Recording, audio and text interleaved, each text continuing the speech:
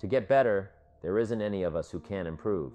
So, embrace the idea of personal development and growth. That's what my teacher shared with me to change my life, starting just a few steps from here, at that convention. I'm telling you, for things to get better, you've got to get better. Don't ask for the world to change out there. Ask for yourself to change in here. Don't wish for a more favorable wind. We call that naive. Don't wish for better seed, better soil. This is the only planet you've got. Just ask that you can get wiser, stronger, and better, able to take care of your own responsibilities. Get better at learning how to handle the seasons better. Let's go through them. Just get better at handling the winters. You can't change the winter, you can't change the seasons, but you can change yourself. What can I do about the upcoming winters of my life? The challenges I know I'm going to face. Here's what you can do. You can get wiser, stronger, and better. Make a list of that trio of words. Wiser, stronger, and better. Go home smarter than you came. Go home with more ideas than you came with. Next, get stronger. You can develop the muscle. You can develop the courage muscle. You can develop the inspiration muscle. You can develop the dedication muscle. You can get stronger. There's nobody here who can't get stronger. Next time we see you, you may not even recognize yourself. So strong you're going to become. In terms of language style and personality, the ability to cope, the ability to handle anything that happens, no matter what happens. And the third one is to get better. We can all get better. I've gotten better. The first talk I gave, I stood up, my mind sat back down. But here's the secret to my success. I stood up and did it again. I stood up and I did it again, and I did it again, and I did it again. All those many years ago, I did it when I was scared. And I did it when I didn't want to. And I did it when I was ill. And I did it when it didn't work well. And I did it when they didn't appreciate it. And I did it a lot of times when I didn't know much about what I was doing. I just did it anyway. And now, all these years later, I'm asked to walk on this stage with the greatest introduction I've ever had. The greatest response and welcome I've ever had. The greatest opportunity I've ever had to touch this many lives with a mixture of words, heart, and soul. I got better. I got better day by day, and week by week, and month by month. And I'm asking you to do the same thing until you can develop a long arm and a long reach. Until you can develop influence that won't quit. Touch people next year you couldn't touch this year. Touch people now you couldn't touch before. Conduct a meeting now you couldn't conduct before. Heart and soul mixed in there. That wasn't there before. I'm asking all of you to get better in spite of the winters, in spite of the downturns, the money downturns, the social downturns, the personal downturns, whatever it is. Just get stronger, get better. The key is not to wish for a better winter. The key is to wish for more strength, more wisdom, more courage. Get better, get wiser, get stronger. Here's the second lesson. Learn to take advantage of the spring. Spring means opportunity, and we've got a fresh spring going here. It's called a spring like no other, an opportunity like no other for you. But here's the clue. Spring is not a guarantee of a harvest in the fall, the autumn harvest time. Here's what you must learn to do. Underline the two words if you're taking notes. Take advantage. Take advantage of the spring. Don't just be faked out by the spring because the nice weather has come. It looks like everything is going to be a lot better. The winter's finally passed. The spring is here. I'm telling you, that's not going to do it for you. Just because the spring is here, it's not going to do it for you. You've got to seize it with your own two hands and take advantage. Read the books, study the tapes, go back through your notes, get ready to cash in on the spring. And now there's a sense of urgency here. Here's why. Spring doesn't last that long. Take advantage of it. It's called take advantage of the spring. And there's also an urgency here. How many springs have you got in a lifetime? Not very many. Life is brief. At the longest, the Beatles wrote, "Life is very short." And for John Lennon, it was extra short. For Michael Landon, it was extra short. But it is short. There's an urgency here. Don't waste your springs. Don't just let them pass, hoping the time will pass. Take advantage. Last year it was seize the moment. And I'm asking you now this season to seize the spring opportunity. You've got a new organization going, seize the spring. You've got a new distributor going, seize the spring. You've got a new life situation going, seize the spring. Take advantage of it. Don't let it pass without giving it the best of your two hands and your attention. Number 3, in the summer, learn to nourish and protect. We've got some major challenges now come summertime. One is to nourish our values, take care of them, feed them. Don't let them go hungry. Don't let them go wanting in nourishment and care. Then here's something else we've got to do in the summer. Defend ourselves against the enemies. Summertime is a unique time. It's a time of opportunity. It's also a time of challenge. But whatever threatens you, I'm asking you to threaten it back. Take care of your responsibility, but don't take anything off anybody. If somebody wants to destroy your chances for a good future by their negative talk, negative thinking, putting it all down, I'm telling you, walk away if you have to. Walk away. Whatever threatens you, threaten it back. Whatever threatens your opportunity, threaten it back. Now, some of our enemies are on the outside, but here's the most important thing to understand. Some of our enemies are on the inside.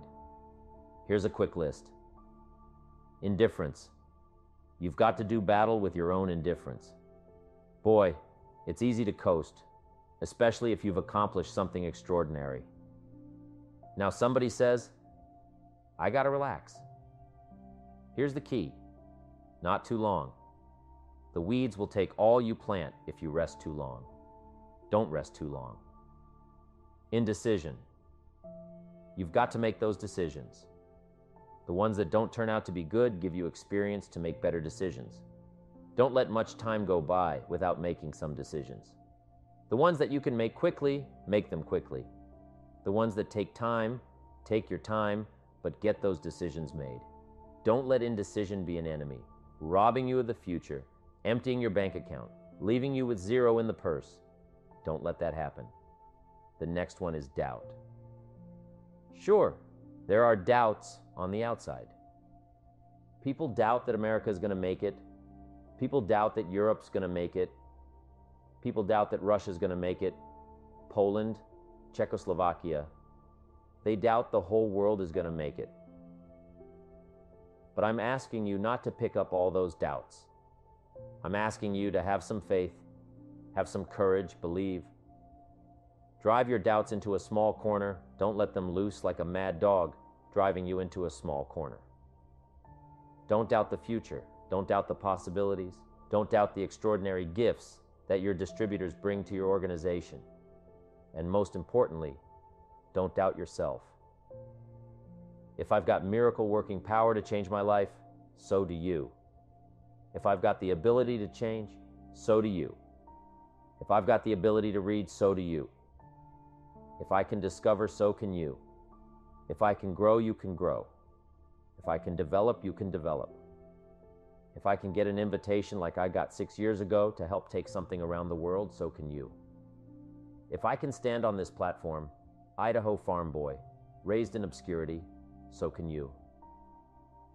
If the millionaire team can do it, president's team can do it, walk off with the diamonds, the trophy, so can you. To a lot of people, ambition is kind of a mystery. The dictionary says it's an eager desire for distinction, power, or fame. But what does that really mean? Well, let's start with the word eager all by itself. Eager is kind of exciting. Kids are eager for their birthday parties. They expect to be the center of attention, get lots of presents, eat too much. I guess grown-ups are eager for birthdays too, unless, of course, they're embarrassed that the number of candles on the cake outnumber their achievements. But we can be eager to see a ball game, eager to see our kids in a dance recital, eager to see an old friend, eager to shop for a new car. Eager sounds like a lot of fun, but do you ever hear people say they are eager to live a better life, eager to have a better family, eager to make a lot of money? Probably not. And that's a problem because how I see it, living a better life, having a better family, and making a lot of money takes an eager desire. We have the remarkable ability to get exactly what we must have. But there is a difference between wishes and desires. We've all heard people say, "Oh, I wish I could just drop 5 pounds," or "I want to be a little lighter." And we've probably said it ourselves, especially after a big holiday dinner of turkey and homemade pie and every other thing we can possibly stuff ourselves with in one 8-hour period of time. And even though we may wish we could breathe a little easier in our clothing, we have to have the desire to exercise a little more and eat a little less. The "I wish I could lose weight" has to become "I have the eager desire to lose weight." I'm also sure you've heard people talk about wishing they had more money to pay the bills or take a vacation or just to take a little pressure off of life. But before their lifestyle can change, their wish needs to become a desire. If they really desired change, they wouldn't spend their evenings just watching TV and wishing they were doing something more. The backbone of an eager desire to change is discipline. True ambition is disciplined, eager desire. It's that little part within us that says, if I want to be ready for that meeting tomorrow, I need to finish preparing for it today. If I want to make sure I can pay for my kids' college education, I need to start saving today. If I want a better life tomorrow, I need to start working on it today. Ambition is a minute-by-minute, day-by-day mentality. To have the ambition to work towards a better family life, a newer car, a bigger house, a financially secure future, you have to live it every moment. If living a successful life was easy, I'm sure more people would be successful. If just being ambitious was enough, I'm sure all of the broke and perplexed people in the world wouldn't be broke and perplexed. While most people spend most of their lives struggling to earn a living, a much smaller number seem to have everything going their way. Instead of just earning a living, the smaller group is busily working at building and enjoying a fortune. Everything just seems to work out for them. And here sits the much larger group, wondering in awe how life can be so unfair, complicated, and unjust. So what's the major difference between the little group with so much and the larger group with so little? Despite all the factors that affect our lives, like the kind of parents we have, the schools we attended, the part of the country we grew up in, none has as much potential power for doing good as the ability to dream. Dreams are a projection of the kind of life we want to lead. Dreams can drive you. Dreams can make you skip over obstacles. When we allow our dreams to pull us, they unleash a creative force that can overpower everything in our way. To unleash this power, though, your dreams must be well defined. Having a vague future won't motivate you much. Clear dreams are not fuzzy. Wishes are fuzzy. To truly achieve your dreams, to really feel driven by your future plans, your dreams must be vivid. William James, after thinking for years about what it means to be successful, described success as a combination of two things. First, an inner ideal, followed persistently with courage. This means setting a goal and having the determination to achieve it no matter what. Promise yourself you'll keep learning and practicing until you succeed. Don't give up until you reach your goal, no matter how long it takes. Step by step, book by book, seminar by seminar, keep going until you make it. I'll do it or die. Second, achieving outer goals related to that ideal. You need both aspects to truly succeed. But James realized that the inner goal is more important than the outer one. As long as you're working toward your inner goal, success is possible. But if you give up on your inner vision, you'll never truly succeed. Until doesn't even matter. Now, maybe the person who's been working on a project for 10 years can be successful in his own right if he's honestly working toward it, doing everything to make himself worthy of reaching the dream, really happy with where he is, doing it, until. Then maybe he is a success. It's a personal thing, going for it one step at a time, going for small accomplishments along the way for however long it takes. So let's think about this for a moment. What outside evidence or results or proof can be seen when you accomplish your goals one step at a time? You'll start to see things change around you. Little things, not major things, but little everyday things. Things you may not even notice unless you are paying attention. If you're one of those who'd rather stay up late and get up late, only to discover that your workplace doesn't fit your schedule, and you roll out of bed cursing the alarm clock every morning, maybe you could start with the little change of going to bed half an hour earlier than normal. And maybe you'll see, in time, of course you can't train your body overnight, maybe you'll find out that you jump out of bed in a better mood, and that your day will start better, and that you'll get more done, and that the people around you that caused you problems aren't so hard to work with after all. It all starts by making one little change and adding to it every day. You see, you can't change what's going on around you without first changing what's going on within you. Start changing how you look at mornings, and sure enough, people will start changing how they look at you. When you start changing how you think, how you act, how you treat others, how you treat yourself, when you start responding. Instead of reacting to life, life will start responding to you. I'm telling you that you can do it with your lifestyle. You can do it with your sales career. You can do it with your management career. You can do it with any part of your life. You cannot believe what can happen in such a short period of time. So you ask yourself, what small changes can I start making today?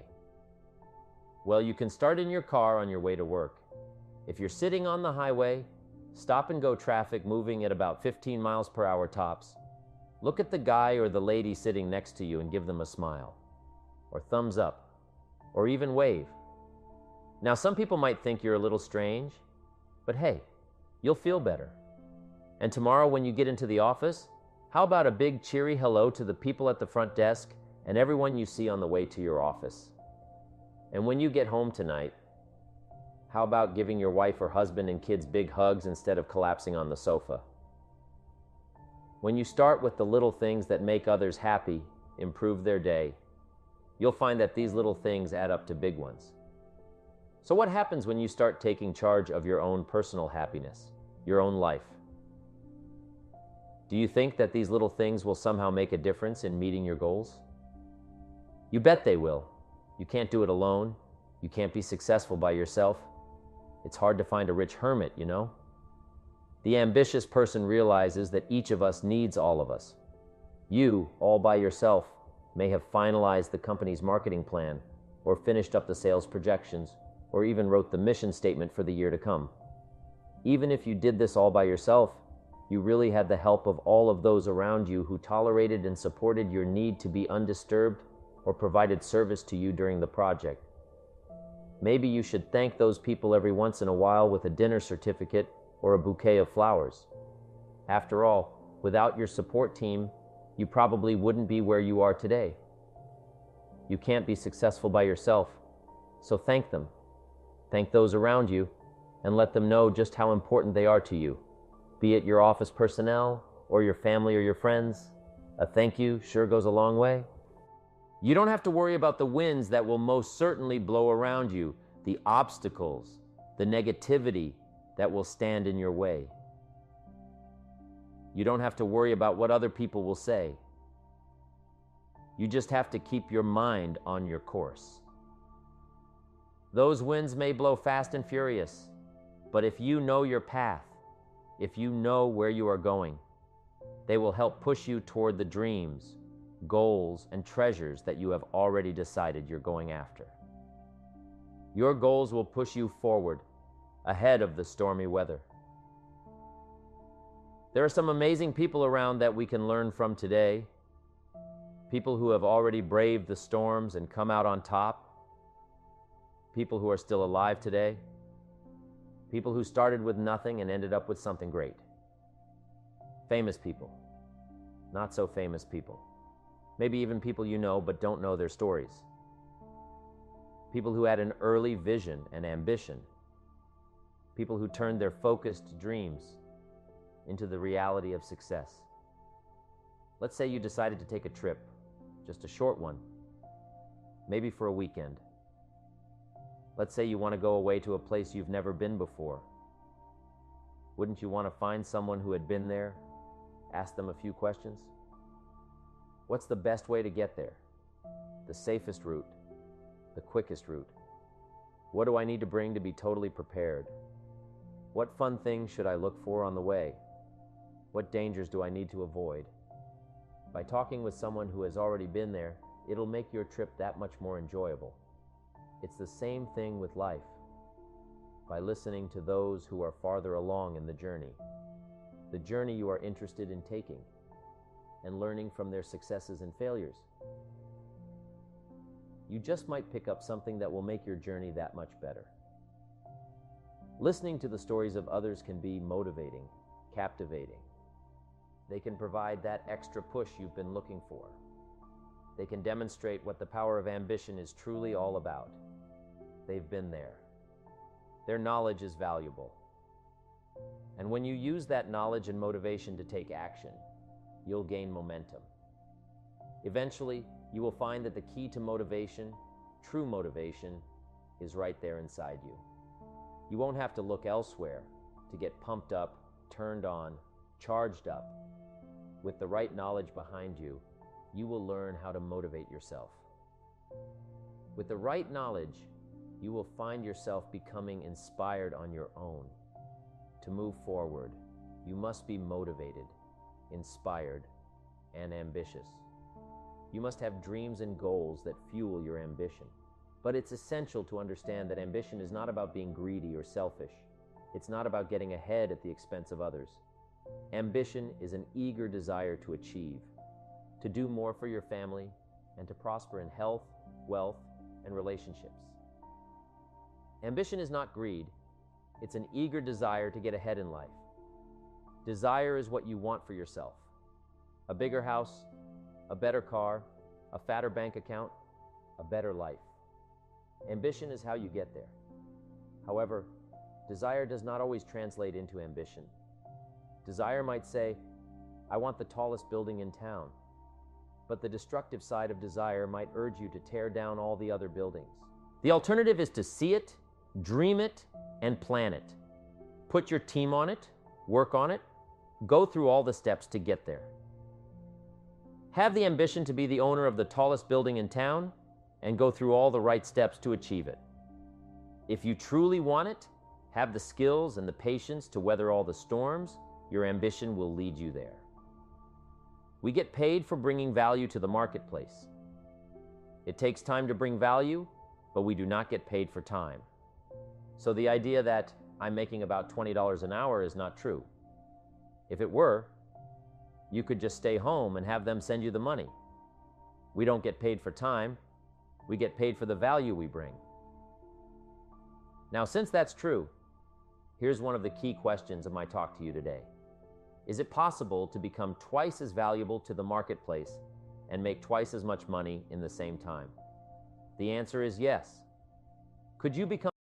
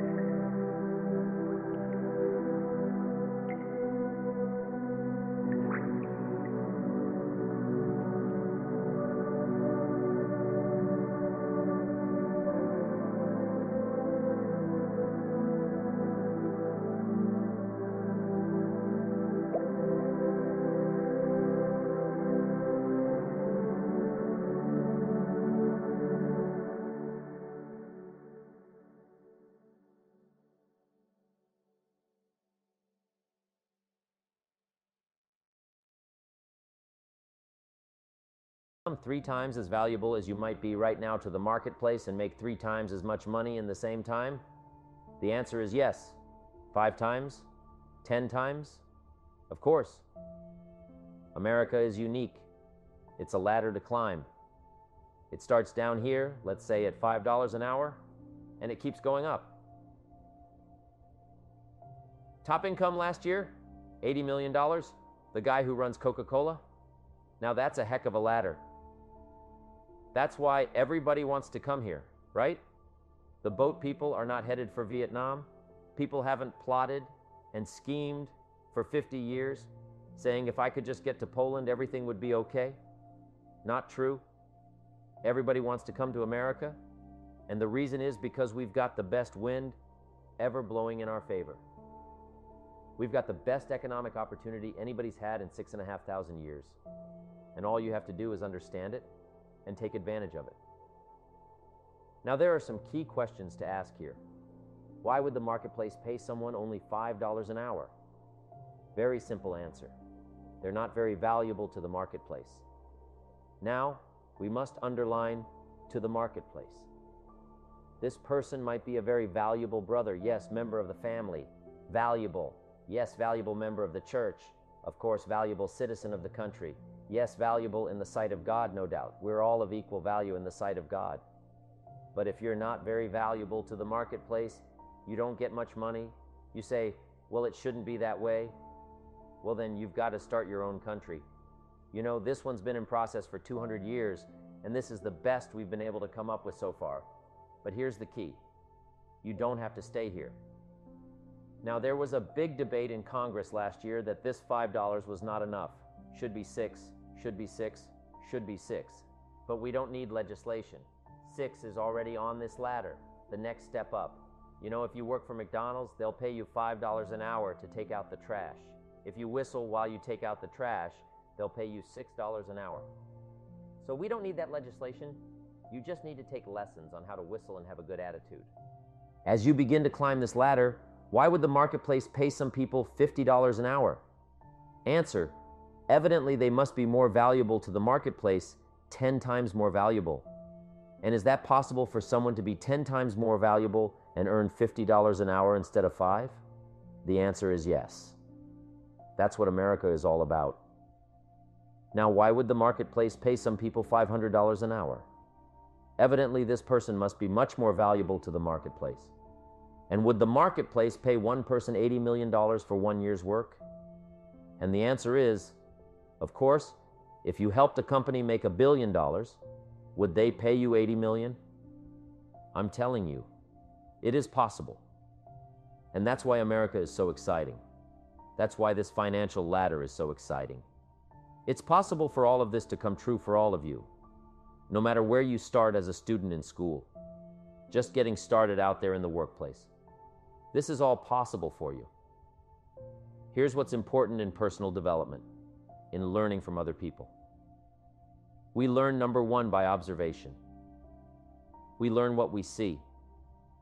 We watch people that are successful in what they do. In sports, we watch their disciplines. In business, we watch their disciplines. By observation, what we can see. The reason I created this video is something that you could see someone's experiences translated for you. Second, we learn by what we hear. I got some of my lectures on cassette tape, so you know you can take them with you wherever you go and learn by listening. Turn your car into a mobile classroom and listen. And then listen to the sermon on Sunday morning. Listen to the lectures. Listen to the teacher. Listen to someone who's got something good to say. And then, number 3 is vitally important on personal development, and that is read. All the books. All the books you can possibly read in your lifetime. Mr. Schaff got me started on my library. I've got one of the better libraries. Haven't read everything in it, but I feel smarter just walking in it. By library, at least I was smart enough to buy it. Now I've got to be smart enough to read it. Then, of course, I've got to be smart enough to decide what's valuable and then do it. But this one is very important. Become a good reader. I started reading the books, attending the classes, making sure that I got in front of people that had something good to say. And then I started keeping a journal. One of the major things my teacher taught me was to keep a journal. He said, "Don't trust your memory. If you hear something good, just make a little note and write it down." Now, at first, I took notes on pieces of paper, torn off corners and backs of old envelopes, and it didn't serve me well.